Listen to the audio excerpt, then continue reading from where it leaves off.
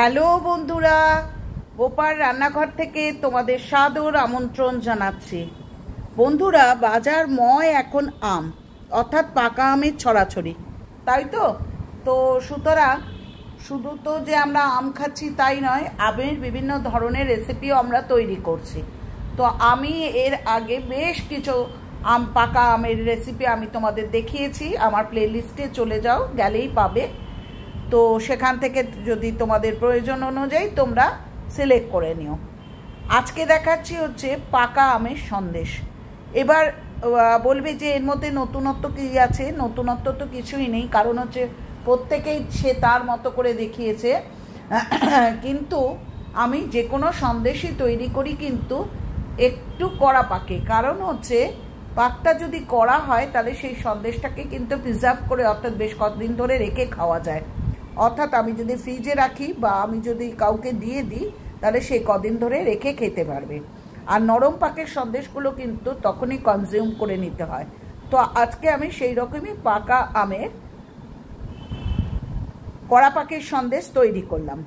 তো তার জন্য আমার প্রথম কি লাগছে, 1 লিটার দুধকে আমি লেবু দিয়ে ছানা কেটে নিয়েছি। তার কারণ হচ্ছে ভিনিগার দিয়ে কেটো না, তাতে গন্ধ লাগে। তো সেই জন্য আমি লেবু দিয়ে কেটে নিয়েছি 1 লিটার দুধের ছানা। জলটা ঝারিয়ে ভালো করে রেখে দিয়েছি। একটা নয়, 2টো আমের পেস্ট করে নিয়েছি, 1 বাটি চিনি নিয়েছি এবং 2টো গুঁড়ো দুধ নিয়েছি। আর ডেকোরেশনের জন্য পরে বা সাজানোর জন্য পরে আমি জিনিসপত্র ব্যবহার করব। তো প্রথমে আমি আমটাকে চিনি সমেত কিন্তু ভালো করে মিক্সিতে দিয়ে পেস্ট করে নিচ্ছি। ঠিক আছে বন্ধুরা, এরপর ছানাটাকে দেখো আমি টিফিন কৌটোর মধ্যে রেখে দিয়েছিলাম। এবার আমি ছানাটাকে খুব ভালো করে মথে নিচ্ছি, অর্থাৎ খুব ভালো করে মেখে নিচ্ছি। তো এটা কিন্তু যতটা ভালো করে মাখতে পারবে, অর্থাৎ যতটা লাম্প না থাকবে ততটাই কিন্তু ভালো। হাত দিয়ে দিয়েই ভালো করে কিন্তু লাম্পগুলো ছাড়িয়ে নিও। বেশি করে করে যদি পেস্ট করো তাহলেই দেখবে ছানাটা খুব স্মুথ হয়ে গেছে। এর মধ্যে কিন্তু আমি কি করেছি, ওই যে 2টো আমকে টুকরো করে রেখেছিলাম সেটাকে চিনি সমেত কিন্তু পেস্ট করে নিয়েছি। দেখেছো বন্ধুরা আমার ছানাটা কতটা স্মুথ হয়ে গেছে। হয়ে গেল মোটামুটি করে আমার পেস্ট করা হয়ে গেল। এবার একটা কড়াইকে ডাইরেক্ট নিয়ে নিয়েছি। সেই কড়াইয়ের মধ্যে কিন্তু এই ছানাটা খুব ভালো করে পেস্ট করে ছানাটা নিয়ে নিয়েছি। তার সাথে যে আমটা আমি চিনি সমেত পেস্ট করেছিলাম সেটা নিয়ে নিচ্ছি। আর নিচ্ছি হচ্ছে 1 প্যাকেট গুঁড়ো দুধ। প্রথমে আমি 1 প্যাকেটই দেবো, পরে আমি আর 1 প্যাকেট ব্যবহার করব।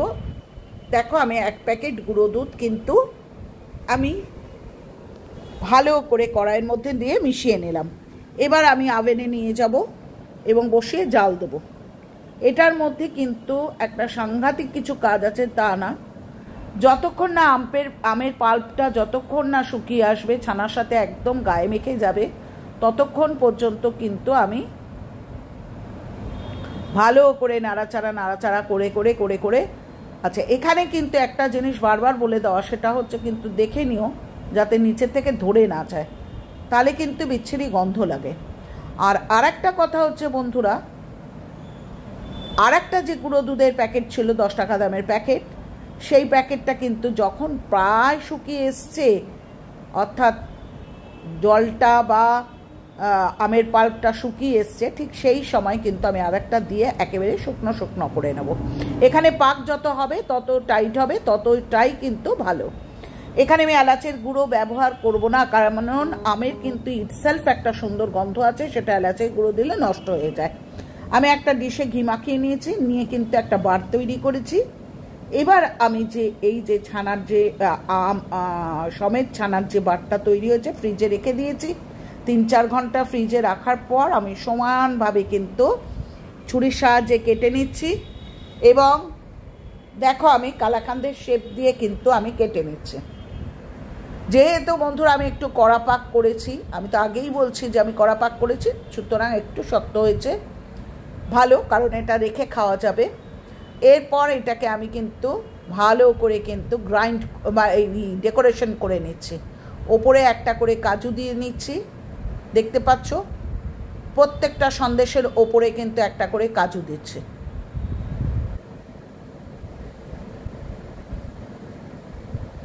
ঠিক আছে, প্রতিটাতে আমি একটা করে কাজু কিন্তু দিয়ে নিলাম। এরপর আমি প্রত্যেকটাতে কিন্তু একটা করে কিশমিশ দিয়ে নেব, অর্থাৎ কাজুর পাশেই কিন্তু একটা করে কিশমিশ দিচ্ছে।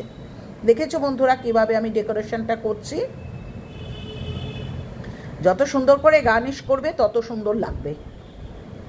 আচ্ছা, এরপর আমি একটা করে কিশমিশ দিয়ে নিলাম। যত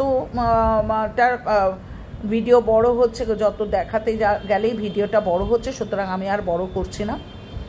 এরপর এই কাজু আর কিশমিশের পাশে ওপরে দেখো, এটা জাস্ট শুধু দেখার জন্যে ওপরে একটা করে চেরি কিন্তু টুকরো করে কেটে আমি সাজিয়ে দিচ্ছি। দেখেছো কত ওয়ান্ডারফুল দেখতে হয়েছে, মার্ভেলাস দেখতে হয়েছে।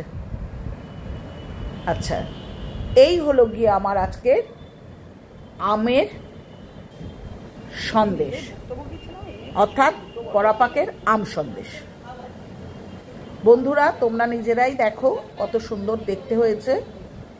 এটাকে যদি বেশি পাক না করতে চাও, অল্প পাক করতে চাও, অর্থাৎ কড়া পাক না করে যদি নরম পাক করতে চাও, তাহলে পাকটা বেশি দিও না, অল্প নরম পাকেই কিন্তু নামিয়ে নিও, হয়ে গেল।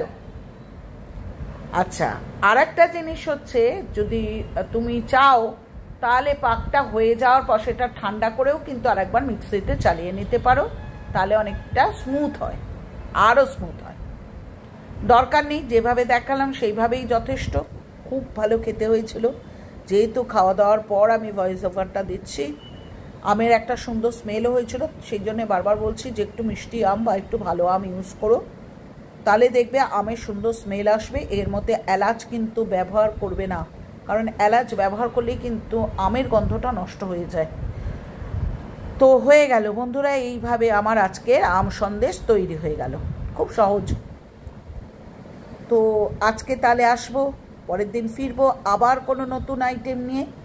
তা যাওয়ার আগে কৃতজ্ঞতা স্বীকারটা বিশেষভাবে প্রয়োজন। প্রত্যেকটা বন্ধু ভীষণভাবে সাপোর্ট করছো, যে প্রত্যেকের নাম আমি নিতে পারছি না, কারণ হচ্ছে যারা সাপোর্ট করছো তারা রেগুলার সাপোর্ট করছো, তোমরা নিজেরাও জানো কারা।